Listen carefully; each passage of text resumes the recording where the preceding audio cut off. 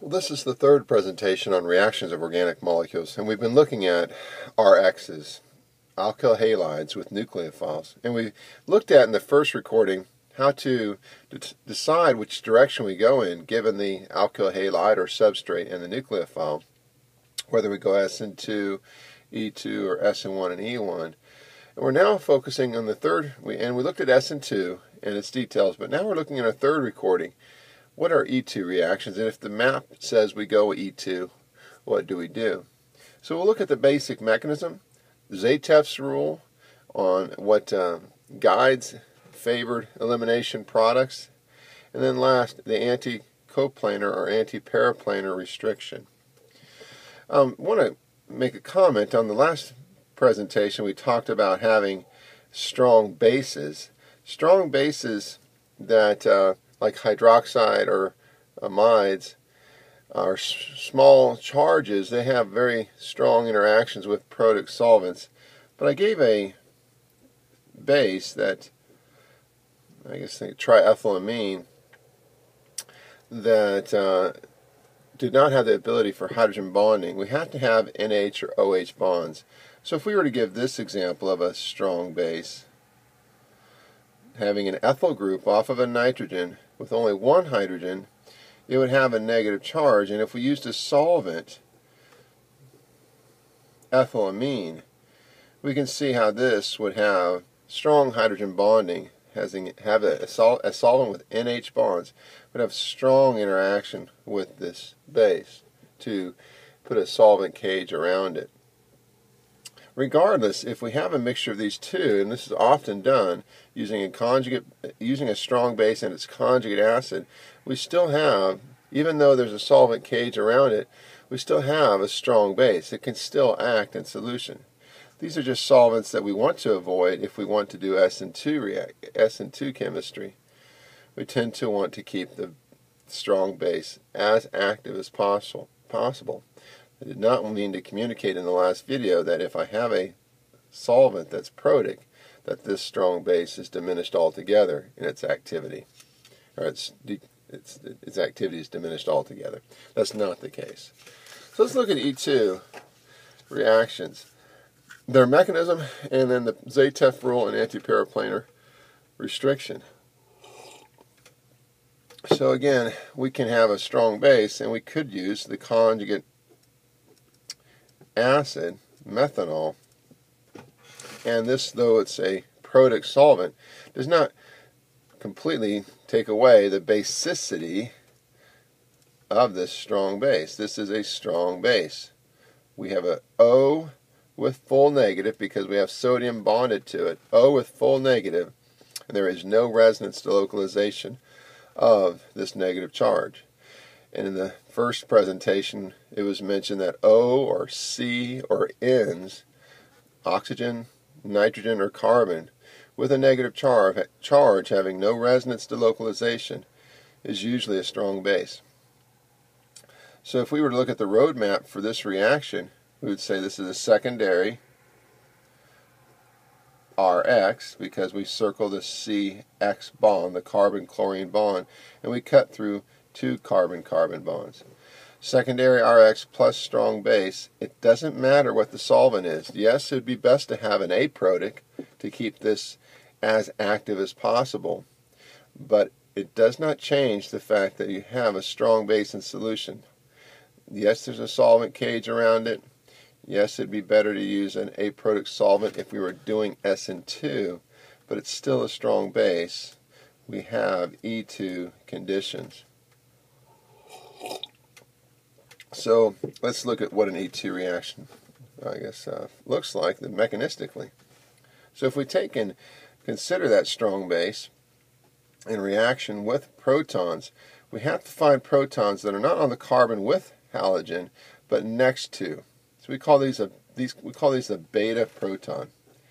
Beta proton. They're on carbons next to the hydrogen. So it's often best just to circle that CX, not only for the purpose of knowing whether it's primary, secondary, or tertiary, but also to remind the student that you're not going to attack protons that are off this carbon, you're going to be attacking protons on carbons next to the one you've circled, if you have E2.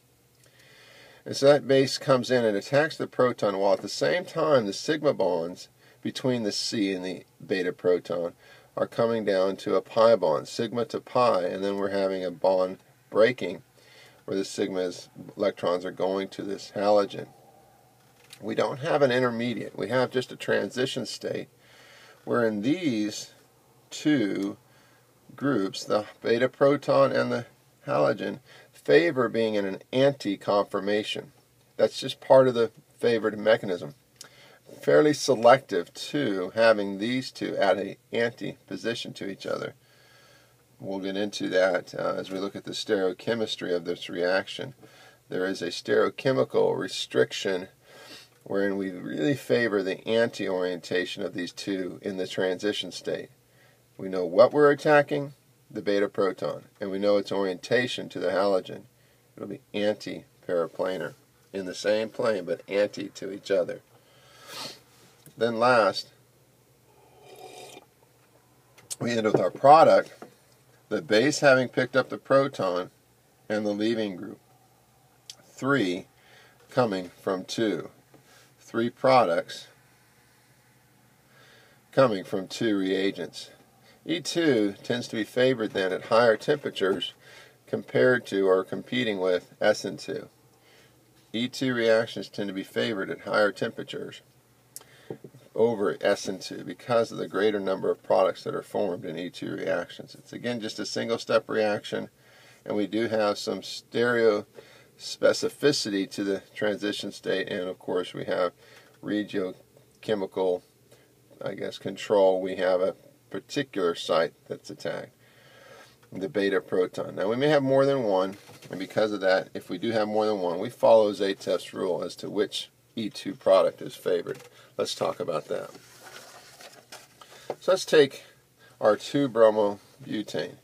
We circle the CX bond. We know it's a secondary RX. Strong base. Let's say we used the ethylamide. And again, we could have considered the solvent to be ethylamine. It does not change the fact that we have a strong base. That would be a condition for E2. We know that. So what we would do is, for strong bases, we go to the beta protons because we know we have E2. It's either here in green or here in yellow. We have 3 here and 2 here. If it's just strong base, we go to the beta protons or beta carbons that have the least number of beta hydrogens, the least number. Why? So that we can draw a double bond that's most stable. So if we take a proton from this carbon, we can get our double bond to form here. Now I'm drawing the favored product according to sterics, or repulsions of groups in their van der Waals strain. This would be a trans orientation around the double bond here. This would be a cis. Now I know I can make both because I have how many protons here? 1 or 2? I hope you're saying 2 protons. There are 2 here. We're going to see how stereochemically I'm going to have, with 2 protons, 2 possible products as an alkene formed from the proton abstraction from this carbon. I have 2 that are possible. Now if I use a bulky strong base, so instead of ethylamine, or if I were to use one of those bases we have in our notes that's bulky, the LDA, diisopropylamide with lithium as the L. If I use a bulky strong base, I go after the beta proton, the carbon that has the most beta protons. Here it was the least beta protons, 2 versus 3. Here I go 3 versus 2. I go to the carbon that has 3 beta protons, most accessible for this big, bulky base. So my favorite product here would be our 1-butene.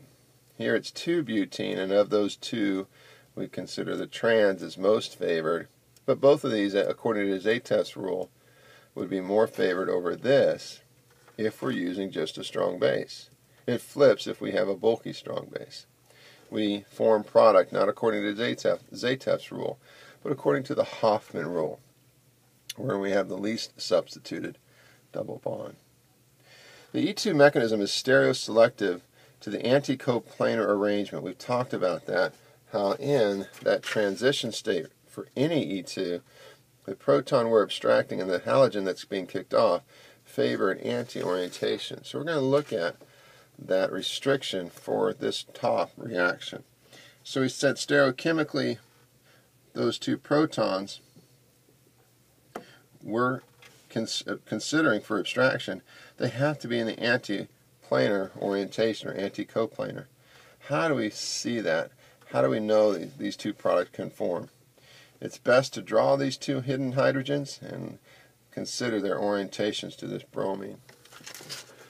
We said we have to have E2, or antiparaplanar orientation. So I went ahead and made the model where we have bromine at the wedge position towards us, and we're considering for abstraction these two hydrogens that are in wedge and dash positions at the beta position. So that's represented here by the hydrogen coming out towards us, that would be wedge, and here the one that's dashed would be going away from us.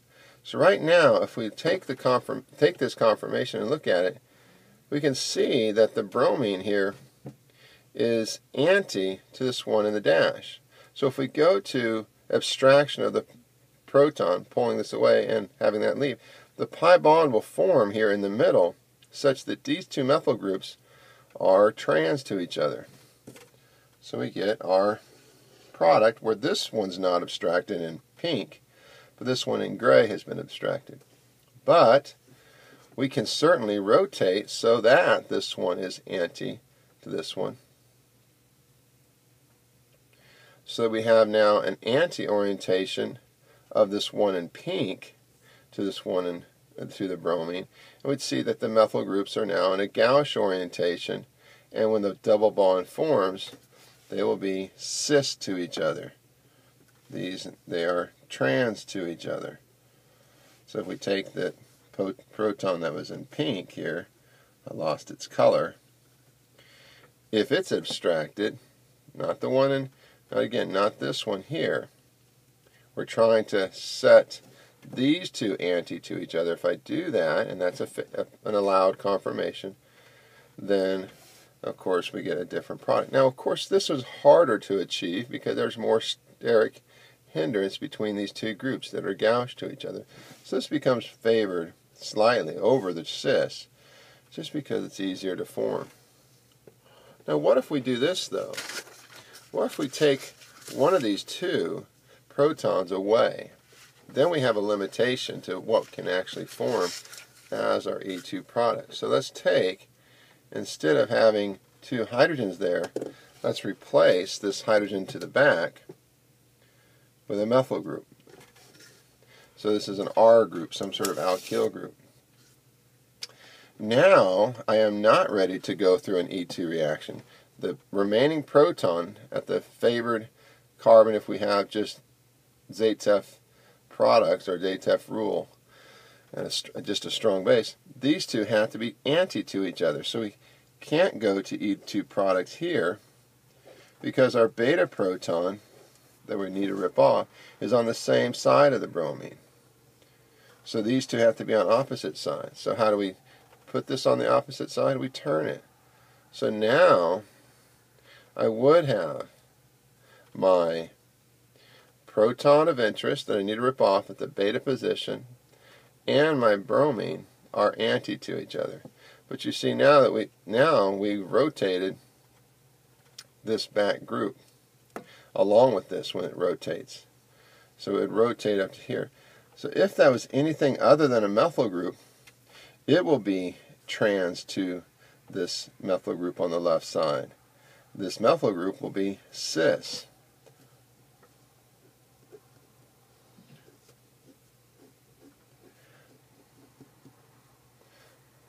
And our R group is up here.